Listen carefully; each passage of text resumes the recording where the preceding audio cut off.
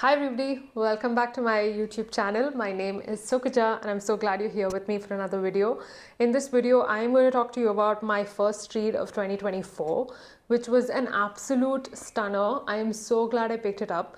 This book did not let me down. This book was a 5-star read. I absolutely do not regret having read this book. It's the kind of book that will appeal to people who love historical fiction, and it's none other than, drumroll please, The Marriage Portrait by Maggie O'Farrell. When we were in college, we studied this poem called The Last Duchess, which is part of my English studies. And this is a poem by Robert Browning, who is a very famous poet. This poem is inspired by the Duke of Ferrara, who appears in this novel as well. But this is not about the Duke of Ferrara. This is about the Duke of Ferrara's wife, who is named Lucrezia. The book has a epigraph right at the start, which pays tribute to this Robert Browning poem. That itself sets the tone for what you're going to get into when you start reading the book. This is a retelling, this is a reclaiming again, which I absolutely love, how women writers infuse more life into characters in history who are women, who have had a very difficult life, whose life has not got the attention that it deserves, and the only attention that their life has got is from the efforts of their husbands. So I love the fact that this book tells us the story of Lucrezia, who was the daughter of the Florence line of rulers. She was married off to the Duke of Ferrara at a very young age, 13 or 14. She was betrothed. She started to live with him from the age of 16. Maggie has done so much research. There's so much evidence of research that she's done to make sure that this plot is so fail-safe and fail-proof. There were no loopholes whatsoever. There were some very poignant scenes that I will remember for years to come that I read in this book. Particularly liked the scene where Lucrezia comes face to face with the tiger. I thought that was done really well. There's so many elements which are true historically, and there were some elements which were fictionalized, but I thought the balance of them was just perfect.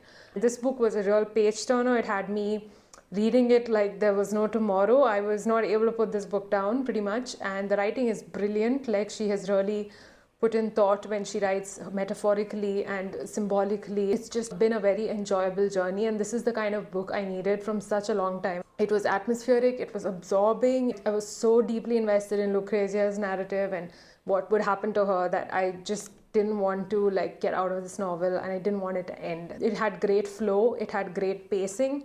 So I would highly, highly, highly recommend this novel. I also felt like going and researching. The best historical fiction makes you do that, to actually see whether the story of what you've been given is actually true or not. It makes you want to go and research and find out if there are any other things that you missed out, because you have a hangover after you've read a book like this. You want to still know more, and you want the story to continue. And I loved the way it ended as well. I could never have really guessed what would happen, and I was very satisfied with the way it ended. And in the end, there's an author's note as well, where Maggie O'Farrell wraps things up really nicely. She provides where there is actual fact and where there has been a dose of fictionalization. But there are so many women in the Italian royal family who were married off at a young age, especially belonging to Lucrezia's family. So if not Lucrezia herself, they were her sisters who were married off and then supposedly died mysteriously in countryside villas where they were whisked off with their husbands. So nobody really knows what happened to them, but a lot of hush-hush, and everybody just assumed that these people they died natural death, but that's not always true. It could have been that because they didn't produce an heir in time, they were just beheaded, or they were strangled to death, or anything of that sort. It really made me take a moment to just think about all these women in the past who have been literally brainwashed to serve as a pawn in a larger scheme, in a larger story where marriages were made for the sake of land and dominion and things like that. Now I feel like reading about the Tudors, and I feel like starting one of those books. Overall, it was a phenomenal read, a work of art. I am not surprised that it was shortlisted for the Women's Prize of Fiction. I enjoyed the depiction of the two main characters, Lucrezia and her husband, Alfonso, how initially the reader also is almost taken for a ride, where she believes that, maybe the husband does have an ounce of good in him, and maybe that poem by Robert Browning was just not true. But then later, as we go on and as we read the narrative, the true colors and the true face of the Duke is revealed. It's done in such a convincing and believable way that I just think this novel was chef's kiss. That said, thank you for watching this book review. I hope you are convinced to pick this up. If you've already read the novel, I would love to know what your thoughts were. We can have a discussion in the comments below. And in the meantime, if you like this video, please consider giving it a thumbs up and do subscribe to my channel.